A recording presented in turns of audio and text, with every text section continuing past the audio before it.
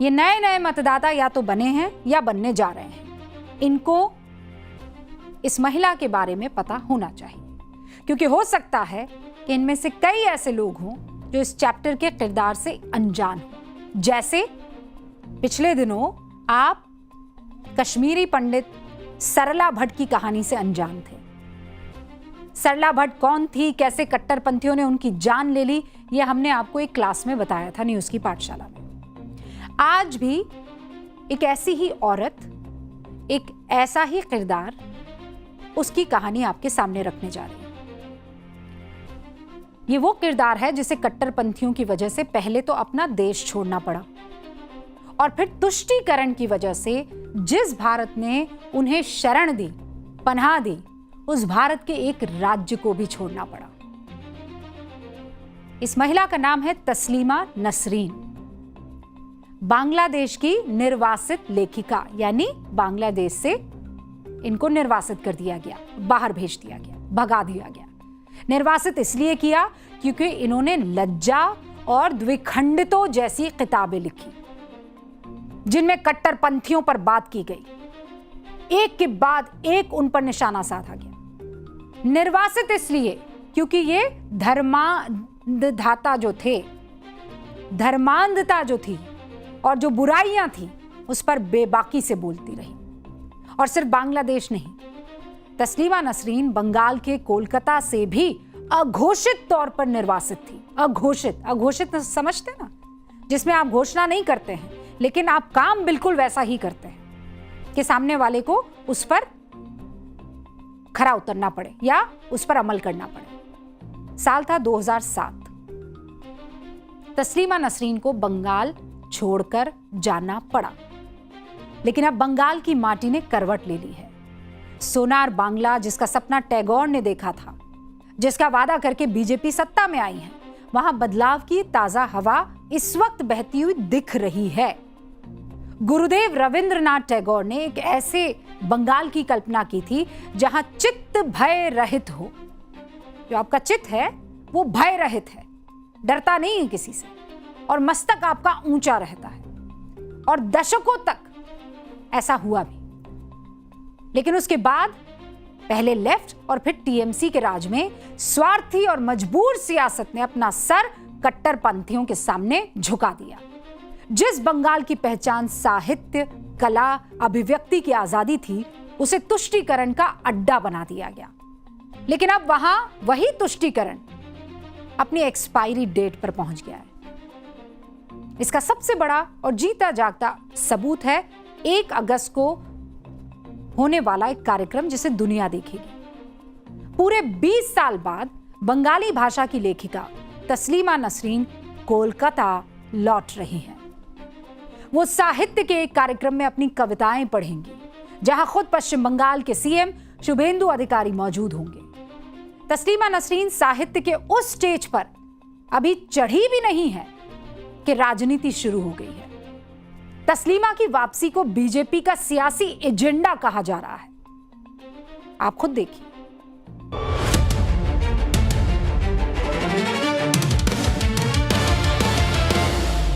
तस्लीमा नसरीन जो आएगा आके क्या बोलेगा? मुसलमान के खिलाफ 2-4 आना सलाम बात बोल के चला जाएगा। इसको ये लोग इनका डेवलपमेंट के नाम से चलाएगा, इसीलिए उनको लेके आए। সুতরাং তিনি আসবেন মনে করলে সরকার যদি তাকে প্রোটেকশন দেয় আসবেন।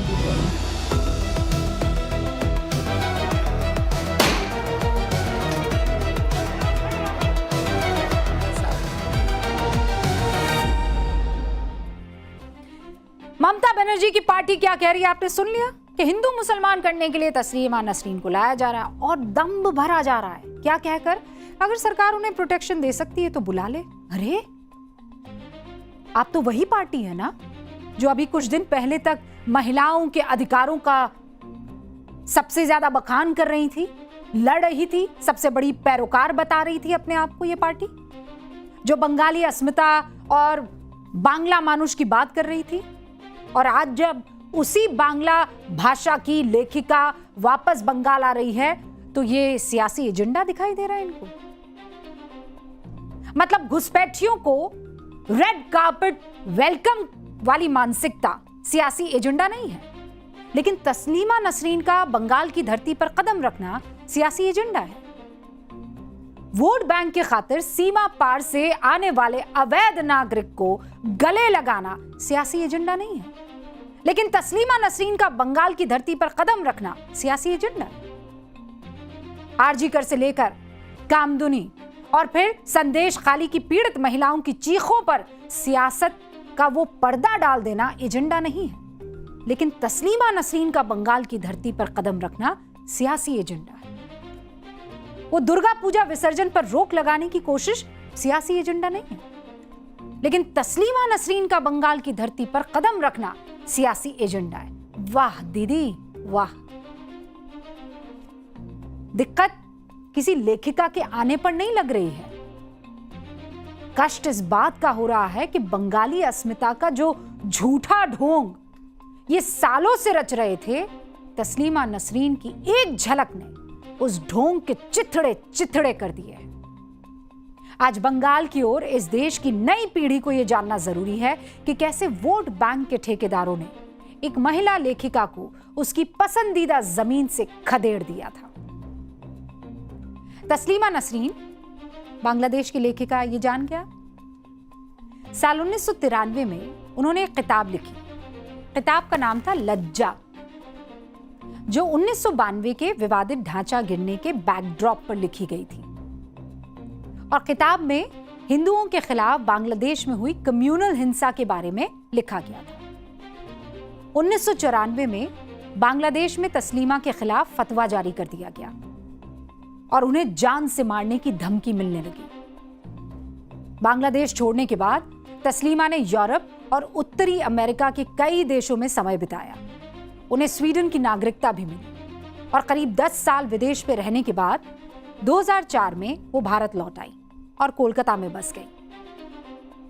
2007 तक वो भारत में रही, लेकिन 2007 के बाद से अब तक 2 दशक बीत गए। बंगाल में पहले लेफ्ट की सरकार और 15 साल ममता बनर्जी की सरकार। कैसे ये दोनों सरकारें कट्टरपंथियों के सामने सिर झुकाकर खड़ी रही। बस सुनते जाइए, सबके चेहरों पर लगे मुखौटे जो है वो उतरते चले जाएंगे। 2003 में तस्लीमा की किताब द्विखंडितो पब्लिश हुई। क्या नाम था? द्विखंडितो।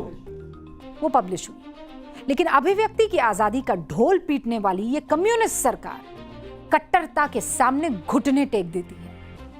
नवंबर 2003 में बुद्धदेव भट्टाचार्य की लेफ्ट सरकार सांप्रदायिक तनाव का हवाला देकर किताब पर पूरी तरह से प्रतिबंध लगा देती है, जिसे 2005 में हाईकोर्ट ने हटाया।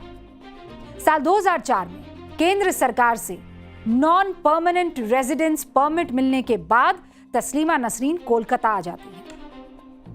जून 2006 में टीपू सुल्तान मस्जिद के इमाम सैयद नूरुर रहमान बरकती ने तस्लीमा का चेहरा काला करने वाले को इनाम देने का ऐलान किया। कई संगठनों ने उन्हें भारत से निकालने की मांग उसके बाद शुरू कर दी। अगस्त 2007 में हैदराबाद में तस्लीमा के नोबेल शोध के तेलुगु अनुवाद का एक विमोचन हो रहा था। उस विमोचन के दौरान कथित तौर पर AIMIM से जुड़े लोगों ने उस कार्यक्रम में अटैक कर दिया, उनके साथ धक्का मुक्की की। और फिर आया 21 नवंबर 2007 का दिन, जब कोलकाता में हालात फिर बिगड़ गए।